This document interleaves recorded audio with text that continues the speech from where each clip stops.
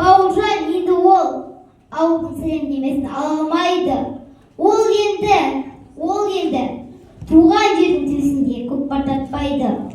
Ол енді жарық ұшып баласын сүйе алмайды. Ұлының ат жолын тартып азамат болғанын көре алмайды.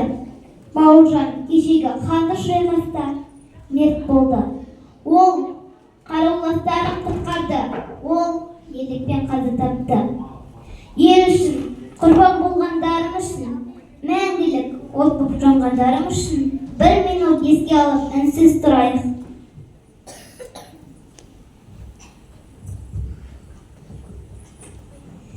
Жеңіс күні аңсаған жауынгерлер қаншама, қаза тапқан ерлікпен қазағым деп жар салам.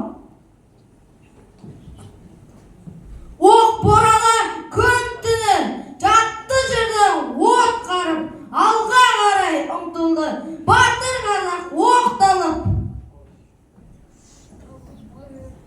Жеңіс күні ғажайып, қасіреттің біткені, аталардың жеңісі орындалып күткені.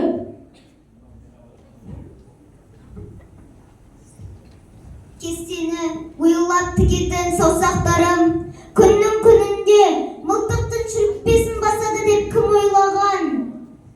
Шыбынды қуып жүріп өлтіруге қимайтын ет жүрегім қорғасын боп оққа айналады деп кім ойлаған?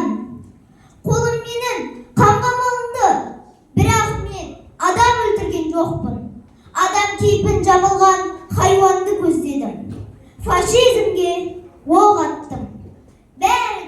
Бәрі де жеңіс үшін, болашақ үшін, отан үшін.